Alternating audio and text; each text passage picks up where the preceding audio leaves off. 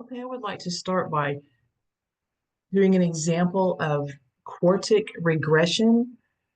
This is something that we might run into some trouble with the variables because we have so many terms on a quartic regression. And there's a lesson to be learned about Desmos, which is you can't use a variable that already has a value assigned to it. So what I mean by this, I'm going to show you an example. This is from that section of homework on cubic and quartic regression. Here. So, okay. So this is number 6 or number 5, I believe, in this homework section over 6.2. The first couple, they're just giving you data sets with no context and either asking for scatter plots or asking you to do one of those polynomial regressions. But on this one, the data actually represents some information based on these 5-year increments starting in the year 2010. It says this is the total energy supply from crude oil products, and the measurement units for the outputs, the Y values, are in quadrillion BTUs. And then the years start at 2010 and they go every 5 years up through 2040. All right, so the first thing they asked us to do, they don't really ask us to do a scatter plot, but they asked us to go ahead and just find a quartic function. And you can see by the pattern that they have us filling the answers in that it's also quartic because it starts off with a coefficient times x to the 4th. Now they already have the structure of this polynomial built for us, but when we use Desmos, we have to build this whole expression into the Desmos regression request. Notice that they're saying x is going to equal the number of years after 2010, and c of x, which would be our y column in our table when we go to Desmos, is the number of quadrillion BTUs, which is what we have in the table. So when we go to Desmos, we're going to adjust our x values to just start after the year 2010. So the years 2010, 2015, 2020, in our data table, x will be 0, 5, 10, and so on, gone up to 30 years. And then the y values will be these exact values that we've done. Okay, so I have already put those in. Let me see if I can find the screen where I can switch over to Desmos. Where is it? I guess I'll stop the share and then start it again and try to find my Desmos screen. Would it be here? And then where's Desmos? There it is. Okay, sorry. Took me a second. Okay, so here's our Desmos screen. I have already adjusted my X value. So the year 2010 and 2015 goes to measure the years after that start year. So 2010 minus 2010 is 0. 2015 minus 2010 is 5, and so on. So basically, you just take all the years, subtract out your start year, and that would be what your X values are. My Y values, these are the BTUs, quadrillion BTUs for the crude oil energy, something like that, that's associated with these years. Okay, they want us to do a quartic regression. So anytime you do a quartic or any kind of regression, you have to use the same variables we use from our table, the x1, y1. I am going to do an extra thing they didn't ask for in the problem, and that is to look at a scatter plot so we can kind of maybe understand why they're asking for a quartic model. So the little zoom fit here, when I click on that, it's going to readjust the window over here on the right so that I can see the coordinates or the points that are represented by this data set. So if you look at that, there's a lot of wiggling around. I see a turning point up here, and then it kind of smooths over and looks like it kind of flattens out there, and then maybe it's going to turn again. So I could see a cubic or a quartic, but the quartic would have probably a better fit because it's got more room to wiggle around. But we'll do it because they asked us to. So when we go to do the command, we have to build that quartic expression, but we have to use x1 and y1. So if you just type the letters y and the number 1 key, it will automatically put that 1 down here as a subscript because it's assuming we're referring to this scatter plot. Now, when you do a regression command, instead of saying y equals, you say y1, and then you use the tilde symbol. That's what I call it anyway. It's over the tab key. There's a key above the tab key on a regular computer keyboard, and you'll still have to hit the shift to get that symbol. But that little squiggle, kind of like an approximation line, is what we use for regression. It says make a model where we're predicting the y values with the x values from this table. So let's see. We're just going to start. I'm going to start with just go through the alphabet, A, B, C, and so on, unless I hit a a variable that's going to give us some issues. But our coordinate for our first term, I'm just going to call A, and I'm going to type x1 to the fourth. So I have to use that x1 and y1 to refer to the table, and then I'm going to say to the fourth power, and I'm going to keep building after that. So now I'm going to say plus b times x1 to the third, and so on. So that was my quartic term, then my cubic term. Now I'm going to say plus cx1 squared. I know I can also click this here and get the exponents here, but I'm just kind of using my keyboard. Go ahead and put that back down. And then that would be plus d times just the x to the first term with no exponent, which means x1 is the exponent. So here's my quartic term, my cubic term, my quadratic term, my linear term. Now here's where we're going to run into trouble. When I go to still need a constant to finish the last term. But if I try to use e here, do you guys remember that e is an actual value that we use for like exponential growth and continuous growth and decay? It's called the exponential, and it's a number like 2.71828. It's a number kind of like pi. So I can't use e here as a variable because it has a fixed value according to Desmos. Desmos recognizes that e is a special letter that represents this number a little bit less than 3, like 2.718281828. But it's not going to change values with the data set. It's going to be fixed. So I'm going to have to call it f. So I'm going to type in f, which doesn't have any specified value yet. And so there are all the terms for my quartic model. And we can see that as soon as anytime you're adjusting, as you type in an expression, it keeps trying to get closer and closer. But at this point, I've got all of the terms for a quartic model. And this is where it kind of passes through or close to this scatter plot of points. Now the points that are in gray are associated with just the curve, so that's where the curve is peaking. That's not one of our data points. And over here, there's a couple of data points. So it looks like if you look at the y value on this first gray point, look at the y value, 13.214. If I go to the next one, 13.246. So the second one's a bit higher. So that means there's a second turning point here, and then a third turning point there, and then it's going to go back down.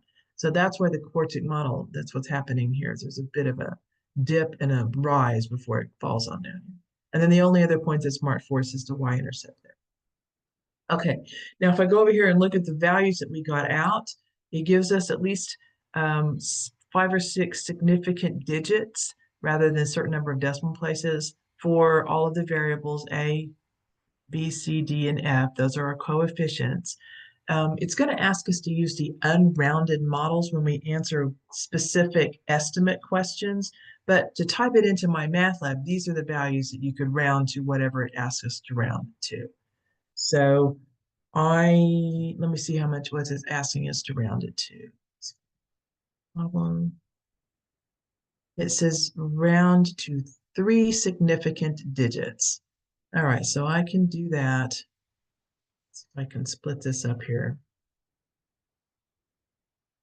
where I can get those values in here. All right, so to 3 significant digits, my first one is in front of x to the fourth. That would be my a value. Now, significant digits, remember, those are the first non-zero digits you come across as you read the number from left to right. So the a value is very tiny. It's very close to 0. So you have the decimal point, it's negative, and then you have 4 zeros before you hit a significant digit. So the 6 is the first significant digit.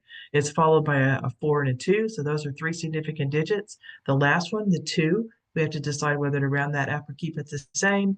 Since the 2 is followed by another 4, we're going to leave the 2 where it is. So a to 3 significant digits would be negative decimal point 0.0000642. Put that over here. Negative decimal point 0.00006. That's our a value to 3 significant digits. All right, the b value in front of x cubed. Let's see here. Again, we disregard the zeros and start looking for the first significant digit to be that 5. So it's 527. And then we have to take that third digit of 7 and decide whether to bump it up or keep it at 7. It's followed by 6, which is big enough to round the 7 up. So b to 3 significant digits is 0.00. 0.528. So 0.00528. Three significant digits. All right, my quadratic term in front of x squared, that's the c value. So that to three digits would be negative decimal point, it'd be 146. And 6 is followed by 2. So negative decimal point 146. All right, the linear coefficient in front of x would be what we called d. This over a little bit, dx1. So d to three significant digits, its very first digit is not 0. So this time, the first significant digit is in front of the decimal point. And then we have two more, 4, 2. The 2 is the third significant digit. It's followed by 7, which is enough to bump the 2 up to 3. So d to three significant digits is 1.43. 1.43. And then our last constant value, that would be, we had to call it f instead of e because e is already has a value to it. So f to three significant digits would be 1 point, and then 5 would be the third significant digit followed by a 6. So it'd be 11.6. Let's see how I did. We'll do 11.6. So let's get that in there and check it and make sure I've got everything rounded correctly. Okay, now we're going to try to match up one of these graphs to what we see to see how close that curve fits the data points. So I'm going to kind of reduce it a little bit so we can kind of see this again. Get rid of that to kind of spread it out. There's our 4 to choose from. And you just kind of have to go, it's not exactly the same measurements. I'm sure they gave us a window to put it on. So this says X runs from 0 to 35 and Y runs from 11 to 17. Okay, so 0 to 35 and 11 to 17. It's not too different from what we see here, but I'm looking at the pictures. What I see on this one is that the first point, the y-intercept looks like it's spot on, which they all four have that. Then we have the second point's a little bit low, the third point's a little bit high. So that one looks like the third point is right on it. This one, part B, could be it because the second one looks a little low and the third one looks a little high. And then if we keep going, the next one's underneath, so it goes below, above, below, below, above. So below, above, below, below, above. It's probably B, so I'm going to guess on this one. There. That one to me isn't as important as answering the rest of these questions. So the comment on the fit's going to be pretty good. It's not a perfect fit because it doesn't actually run through every single one of these points, but it does follow that trend pretty well. So I would say the model is a good fit because it passes close to some of the data points. No, I'd say it's better than that. It passes close to all of the data points. So I'd say it's an excellent fit. Passes close to all of the data points. So there. All right, then it's going to ask us to use this model. Okay, so what does see up in the directions, it says use the unrounded models for graphing and calculations unless otherwise stated. All right, so whenever we're doing, when it produced this graph, let me go back to the Desmos full screen. When it produced this graph, it was using the unrounded versions of these values right here. It only shows us a few decimal places, but if you actually go down here and type in one of these values, like if I type the A value, well, I'll type A, that may not show us much more than that for A. Well, look how many, it does continue to show that for a long time. So this is what it actually has stored in there for A. And if I do B, see it has a lot more in there than what it's showing us. If I do C, C has got quite a lot. They all seem to have repeating values at some point. D goes on forever. They only show us 42722 in the under the regression, but it really is 427150. So it has a lot more here. So when we're actually using regression to make predictions, we really want to use these unrounded, longer versions of these variables because they're more accurate. So what we're going to do is we're going to write a function in here. We'll basically write this expression again. And we're going to use the A, B, C, and D because now the calculator has given, or Desmos has given specific values to all of those variables, but I want to use it like a function so that I can plug in input, output. Now, normally here, I would go ahead and call my function f of x equals, and then type in the expression. However, if we look up here, I had to use the letter f in the actual model. So if I try to also type f to name a function, it's going to tell me it doesn't like that and give me a little weird triangle over here with an exclamation point in it. So I'm going to call my function g of x, just because that's a letter I haven't used yet. G is not a special letter that has a value already attached to it like the letter E does. So I'm going to call this function g of x equals. So when you're typing in an actual function, this is not based on the data set. This is just based upon you tell it what to do with the x values on the grid, just on any grid. So I'm going to type the same thing in here again. I'm not going to use the subscripts of x1 because I'm not using the data set anymore. I want to just use the x and y's that are showing up over here on the graph.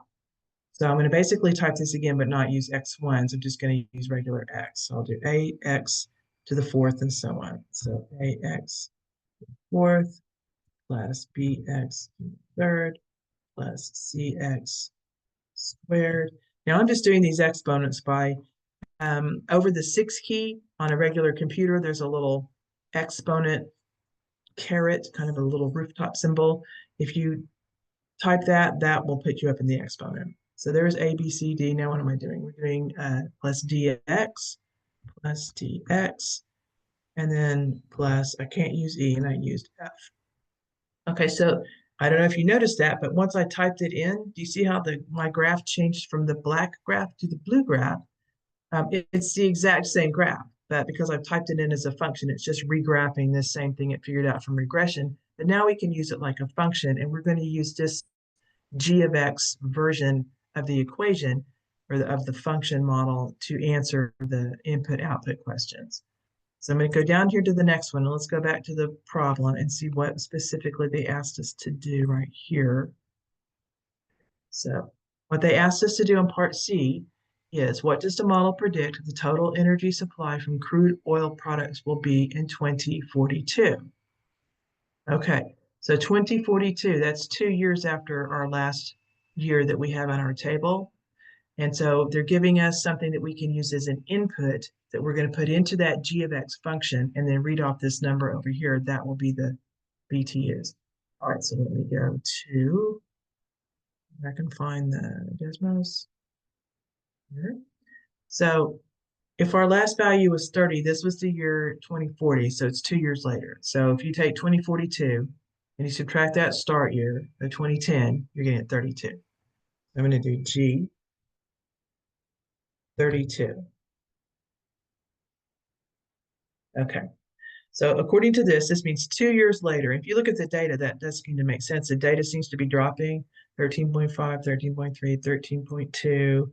2 years later, it's down to 13.05828. Okay, so this is the value here that we are going to round, but this is the BTUs that are expected in quadrillions in the year 2042. And we got 32 as 32 years after 2010. So you subtract the 2 years, your start year of 2010, subtract that from 2042. That tells you what X value you're going to use to represent that year. You plug that year into the regression function that's predicting BTUs by what year you're in, and it will spit out the BTU answer here. So let me write this down so I can go back to 8. May not need all those. I have 8. 05828. All right, so let me go back to the final answer and see how we can put that in there. So it says, do not round to the final answer, round to 1 decimal place. So it was 13.058. So the 13.0 is our first decimal place. It's followed by a 5, which means the 0 will bump up. So it'll be 13.1 be our BTUs. Check that. Okay, so that's a basic modeling question that we would do for any data set in our class. We're given a data set, okay, and then we look at a scatter plot using Desmos or a graphing calculator or Excel or something that will do all this regression for us. So we look at the data set and we kind of see that it has a shape that would match kind of a melted M kind of a shape, which is a downward facing quartic. And we decide to do a quartic model. Once we do a quartic model, then we have to go to some kind of regression tool and make the command here, put the data in so we can see the data. And then this is our regression command where we do the little tilde and we use the X1, Y1 to represent the data set that we're dealing with. Remember not to use variables that already have a value to them. So we can't use E as our coefficients. And then once we have the regression generated, we need to write a function that's based on those numbers so that we can make predictions about certain other years or outcomes that we want. So when we write a function, make sure that the letter that you choose to name that function by also is not a letter that has already been assigned a value. So I couldn't use f of x, which I can normally do for a function because I use f as one of my coefficients in the model. So it's already got a number assigned to it. So I can't use it as an output variable. So I'm calling it g of x. And then they asked us about the year 2042. I went back and figured out what x value is associated with the year 2042, which was 32. And then I plugged 32 into that function by typing this function notation, and it spit out the answer down here. So this means 32 years after 2010, which is the year 2042, the BTUs in quadrillions was 13.1 quadrillion BTUs are predicted. Okay, so that's just another basic Desmos kind of example, but I wanted to show that one with the Quartic because there's some issues with what variables we're allowed to use, and it was giving us some trouble in class, so I thought probably my onliners would appreciate hearing that little piece of advice too. Don't use a variable that has already got something else assigned to it or some other meaning in your series of comments that you've got going in Desmos. Okay, so I'm going to go ahead and get this uploaded so that I can get it out to you guys. And I hope you guys are having a good evening.